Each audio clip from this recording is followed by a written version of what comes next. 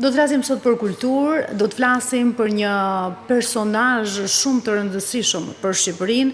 Në Muzeun Etnografik të Gjenevës ruhen 237 fotografi të Eugen dhe Helen Pitard nga vizitat e tyre në Shqipëri në vitet 1921-1924. Sot këto imazhe rikthehen në kryeqytetin shqiptar nëpërmjet një ekspozite e cila do të çelet pikërisht ditën e sotme në kod në kryeministri e titullohet Shqipëria e 1921-shit e na ofron Shqipërinë e Pitard me fytyra, imazhe, momente të jetës së përditshme që tregojnë forcën, identitetin e traditën e kulturës shqiptare të atëhershme, por pse jo, edhe të ditës së sotme.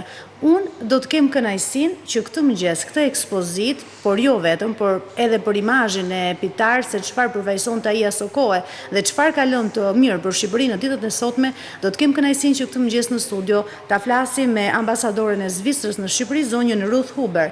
Përshëndetje. Mirëmëngjes, thank you for having invited me to your program. Shumë për ftesën e emisionit juaj. Është një kënaqësi shumë e madhe për ne t'ju kemi këtë mëngjes. Thank you. Ne do të ndjekim së pari një insert për jetën e Pitard dhe do të rikthehemi në studio për të komentuar ekspozitën, por jo vetëm. E ndjekim. Në një udhëtim që nisi më shumë se një shekull më parë, Eugen dhe Helen Pitard zbarkuan në Shqipëri me një aparat fotografik dhe shumë kureshtje. Nuk erdhen për të studiuar pushtetin asaj kohe, por për të njohur identitetin njerëzor. Sot 237 nga fotografitë e çiftit Pitard, të ruajtura për dekada në Muzeun Etnografik të Gjenevës, janë rikthyer në Tiranë nëpërmjet një ekspozite në kod. Një udhëtim i dritës që rrëfen historinë e një Shqipërie të vitit 1921, të varfër por krenar me gra në male dhe burra të heshtur. Pitard nuk zgjodhi të fotografojë elitën, ai kërkoi jetën e zakonshme, tregjet, rrugët, fshatrat, ritmet e punës dhe mikpritjen e rrallë të shqiptarëve. Përmes objektivit të tij, çdo vështrim kthehet në dëshmi, çdo fytyrë në rrëfim. Në Tiranë i sheh një qytet të bardhë, të qetë, të mbuluar me qiparisa. Në veri, kap malet, shpresën dhe një mikpritje që ai e përshkroi si dritë gati mistike në sytë e njerëzve. Eugen Pitard ishte më shumë se antropolog e më shumë se fotograf. Ai ishte një humanist që deshi Shqipërinë për dinjitetin e saj. Ai ndihmoi që vendi të pranojë në lidhjen e kombeve, themeloi kryqin e kush shqiptar dhe u përpoq të ngjallte solidaritet ndërkombëtar për një popull të vogël në udhën e vështirë drejt modernitetit. Ekspozita Shqipëria ime është më shumë se kujtesë historike, është një pasqyrë e shpirtit shqiptar, e forcës për të mbijetuar, e krenarisë që nuk shuhet.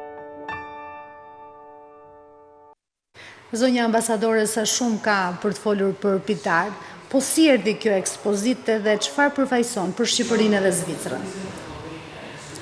There are really many things to say about Eugen and Helen Pitard, të çifti zvicerian, dhe më duhet të pranoj se përpara 2 vitesh asu nuk e njihja për këtë çift të rëndësishëm zvicerian dhe çfarë kishin bërë dhe si kishin kontribuar në Shqipëri. Dhe ishte nëpërmjet studimeve të hulumtuesve shqiptar e Trelit Husaj, i cili jetonte në Gjenevë dhe po studionte jetën e tyre dhe shkroi një libër të madh për ta.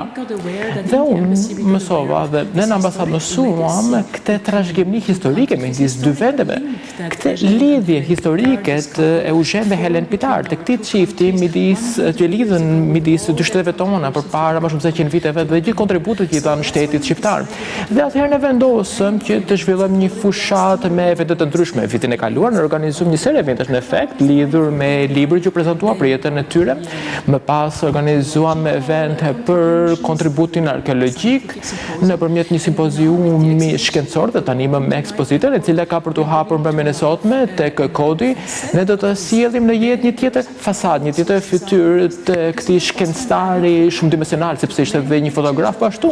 Ai nxorri fotografi të ndryshme, siç kemi parë edhe në këtë video, dhe këto fotografitë janë sjellë në syt shqiptar dhe publikut shqiptar për herë të parë. Më parë ato ruheshin tek Muzeu Etnografik në Gjenevë deri më tani.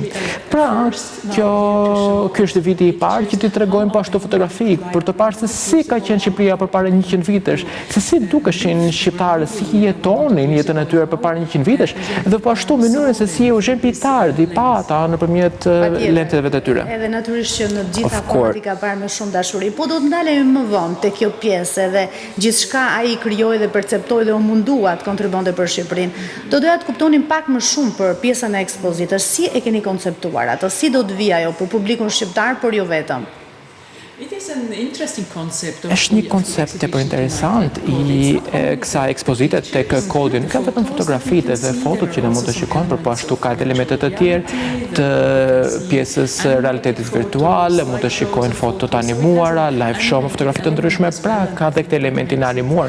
Edhe mendoj se kjo bën atë të interesant për publikun e të gjitha moshave, sidomos duke menduar se këto janë fotografi të cilat nuk tregojnë vetëm njerëz, vetëm shqiptarë të cilët janë duke pozuar në studio. Jo, tregon jetën e vërtetë të këtyre shqiptarëve në përfshatra, në përmale, në periferinë. Pra mendoj se është diçka shumë interesante. Bëhet fjalë për shumë vite, thuajse një shekull më parë, janë shkrepur këto fotografi dhe ka qenë prezenca e çiftit Pitard në vendin tonë. Ju personalisht, duke qenë edhe më afër kësaj ekspozite, besoj edhe më afër historisë së tyre, si e shikoni këtë lidhje të Pitard me Shqipërinë? Për ne si ambasada zvicerjane këtu në Shqipëri është shumë interesante që të shikojmë se edhe përpara 100 vitesh ekzistonte një lidhje kaq e fortë, kaq e ngushtë, një çift zvicerjan, një shkencëtar zvicerjan që donte kaq shumë këtë vend. Dhe këtë mund ta shikonim, ky çift ra në dashuri me Shqipërinë që për vitet së tyre të parë dhe kjo është arsye pse ata u rikthyen. Në total erdhën 4 herë në Shqipëri nga 1910-ta dhe në 1924 për të parë këtë dedikim dhe këtë interes për Shqipërinë, e cilat çojë më pas të kontributen në shumë fusha të ndryshme për të cilat mund të flasim po ashtu. Pra, është një fillim shumë i bukur i marrëdhënieve tona dyfalçe, të cilat të ditën e sotme ne i vlerësojmë dhe i mbështesim. Ai e shikonte Shqipërinë natyrisht përpos ndoshta varfërisë dhe ato elementeve të vështirë të jetës përditshme, e shikonte edhe si një vend me potencial. Edhe për këtë arsye ai luftoi shumë, loboi shumë për Shqipërinë, duke dhënë një kontribut natyrisht njoja e Shqipërisë në lidhjen e kombeve, por jo vetëm. Po si mundej ta bënte gjithë këtë një shkencëtar në ato kohë? Ai ka qenë një shkencëtar i larmishëm, nuk ishte vetëm një antropolog, etnolog, arkeolog. Ai ishte një humanist dhe në këtë drejtim ai ishte interesuar në të gjitha aspektet, në të gjitha këndvështrimet të njerëzve, të shtetit dhe po ashtu ofroi mbështetjen e tij në të gjitha këto fushat. Pra, mendoj që për mënyrën se si u mirëpritën në Shqipëri, u mirëpritën me kaq shumë mirësi në përfshatra të ndryshme. Kjo marrëdhënie që u krijua, dashuria që u krijua, i çoi ata që të mbështesin jo vetëm studimet e tyre si arkeolog dhe etnolog dhe bashkëdeti Helen Pitard si shkrimtare. Ajo po ashtu shkroi plot gjëra për Shqipërinë dhe në fakt kishte emrin artistik të Noel Roger dhe shkroi poezi po ashtu. Por jo vetëm kaq, ata donin të kontribuonin në mënyrë humanitare dhe po ashtu dhe nga pikpamje diplomatike dhe politike. Ata e ndihmuan Shqipërinë, po ndihmuan edhe nga Gjeneva. Duke parë figurën e tij, ju personalisht, cila pjesë e punës së tij ose cila pjesë e personalitetit të tij lidhur me Shqipërinë ju frymëzon ndoshta më shumë ose ju bën përshtypje?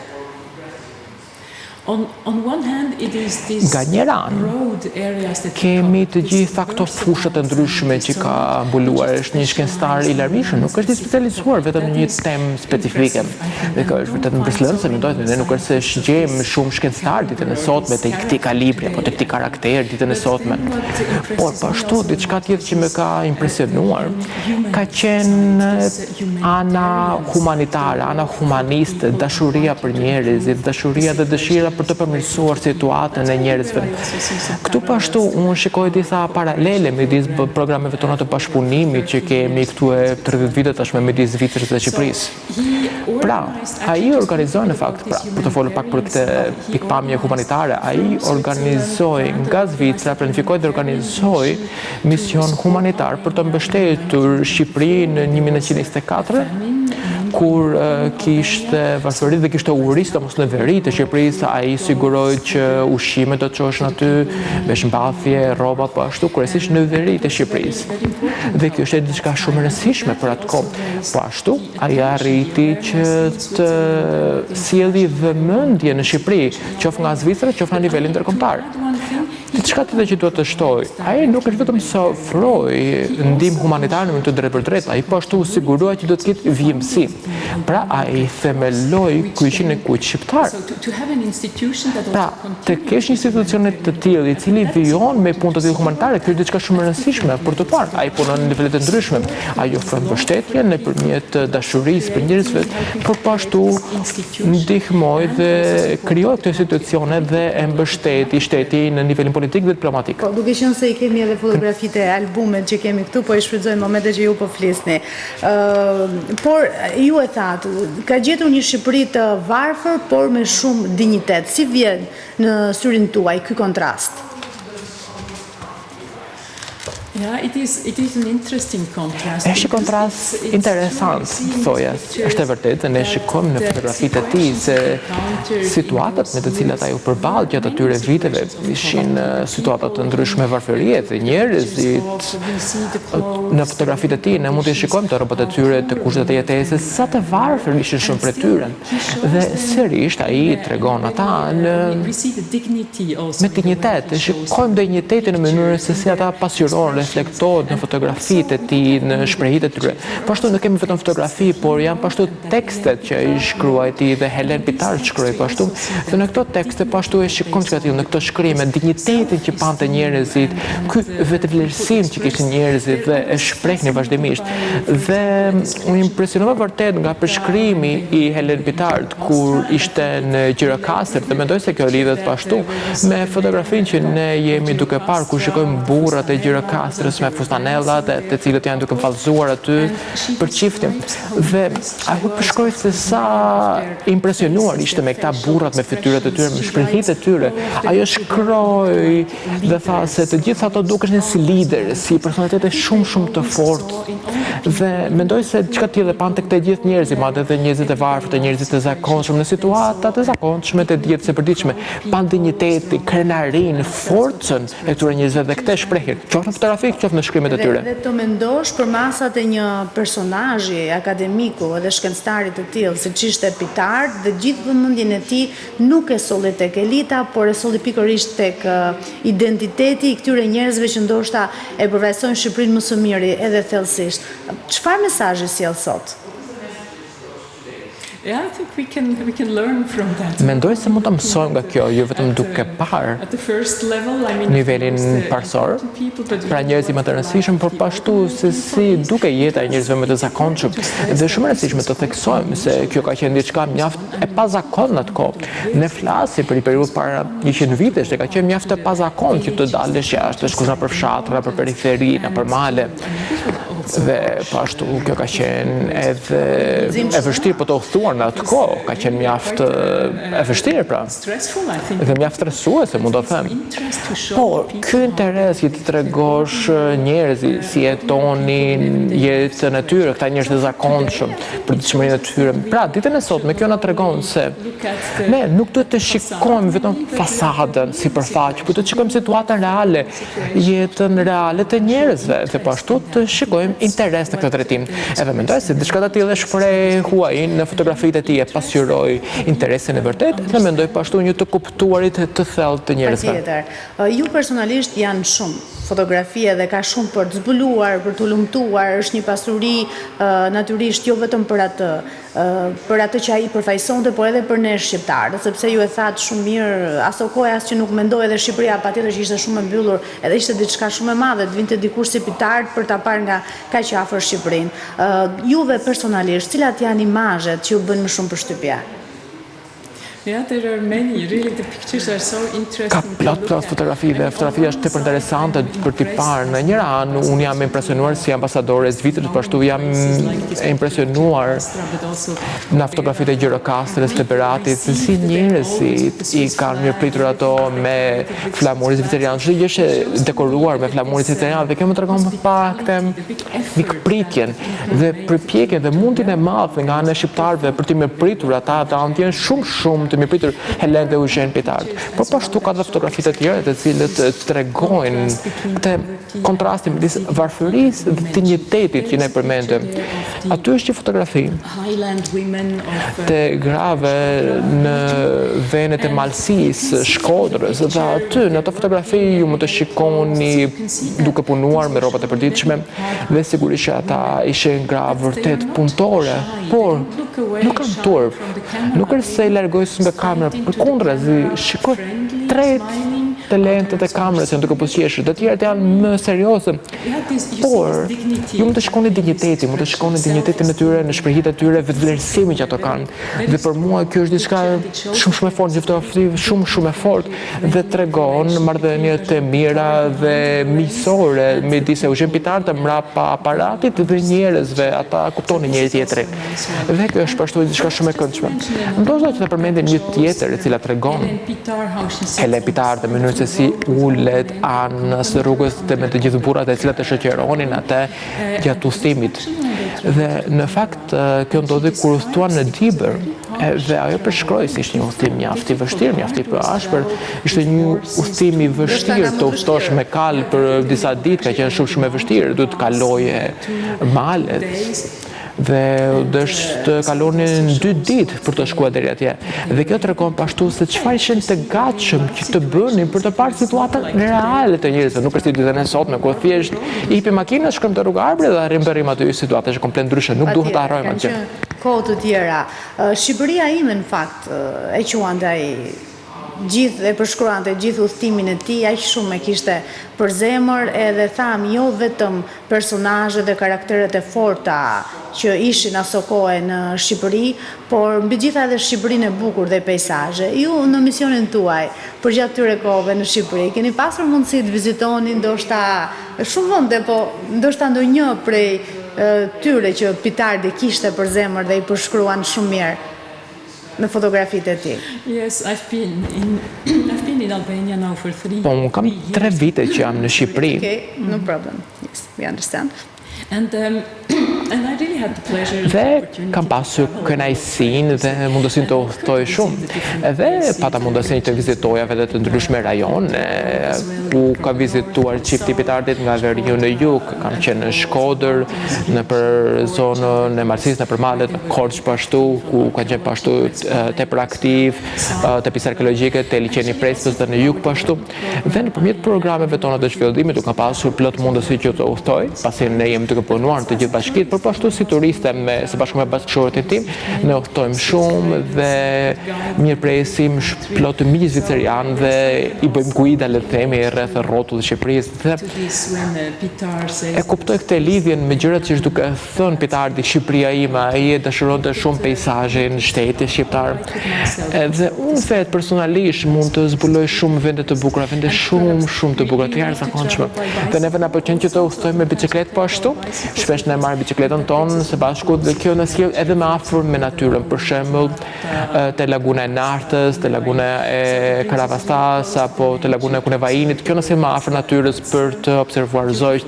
Kjo është shumë e bukur. Thonë që për Shqipëria dhe Zvicra, të paktën për reliefin malor janë vizualisht përbashkëta. Është e vërtet në gjykimin tuaj? Of course, Albania has more diversity. Sigurisht, Shqipëria ka më shumë larmi. Shqipëria nuk ka vetëm malet, por ka pashtu deti dhe një bregdet mjaft të gjatë, dhe Zvicra nuk e ka që të tillë. Zvicra nuk ka fare det, dhe më duhet të them se malet në veri, Alpet shqiptare janë vërtet në breslënse, dhe malet pashtu në disa rajon të ndryshme janë vërtet në breslënse. Jo dhe po, mund të them, jeta në këtë zonat malore ka diçka të ngjashme me pjesa e luginave të ndryshme, jetën e luginave në Zvicër, por Shqipëria ka më shumë larmi. Në këto vende që ju keni pasur mundësi të vizitoni dhe nuk ishin pak, thuaj se kishit qenë kudo në Shqipëri, çfarë ju bën më shumë përshtypje tek njerëzit? Krahas mikpritje, sepse atë e dim. Of course I wanted to mention that. Sigurisht që doja të përmendja pjesën e mikpritjes sigurisht sepse not so common. Nuk është kaq e zakonshme kur udhton si turist në kontinente të ndryshme, në shtete të ndryshme, pjesa e mikpritjes është e veçantë këtu. Madje edhe me rritjen e turizmit, mënyra se sa me sa misi jam pritur ku do të kam shkuar, kjo është e rëndësishme për ta theksuar, po ashtu. Pashtu, pjesa e kësaj është pjesa e diversitetit midis maleve dhe detit që janë kaq pranë me njëra tjetrën. Për të një ditë mund të shkosh kaq shumë zona të ndryshme, pashtu pjesa e periferisë, jashtë qyteteve ku traditat janë duke ruajtur, ku ushqimi tradicional vendas mund të shijohet. Cili ushqim ju pëlqen më shumë? What is your favorite food? What can I say? Favorite food? I like the coastal areas with the fish. Më pëlqejnë zonat bregdetare me peshku, të jemi sinqert, por ashtu dhe ushqimet tradicionale me byrekun. Mund të thej byrekun. Byrek. Yes, I think. Yes. Mendoni se fotografitë e Pitart kanë lënë, le të themi, të njëjtin portret njerëzor të asaj kohe, por sot në Shqipëri?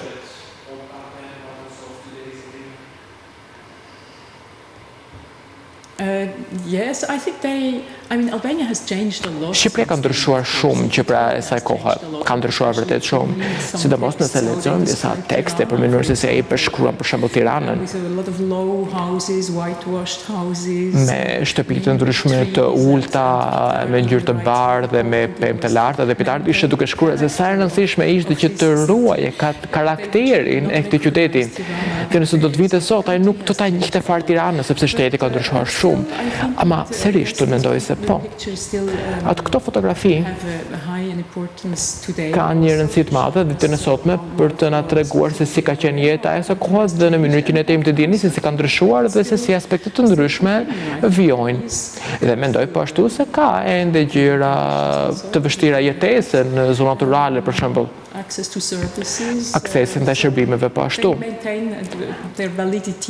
Ata janë edhe të vlefshme ditën e sotme dhe mendoj se janë të vlefshme dhe për të parë nga ditë me sy të ditës së sotme. Ashtu sikurse është edhe e vlefshme për të parë gjithë këtë ekspozitë, jo vetëm për punën e një humanisti siç është dhe siç ishte Pitart, por edhe për të njohur edhe ne vetë Shqipërinë atyre viteve. Sa do të qëndrojë hapur për publikun?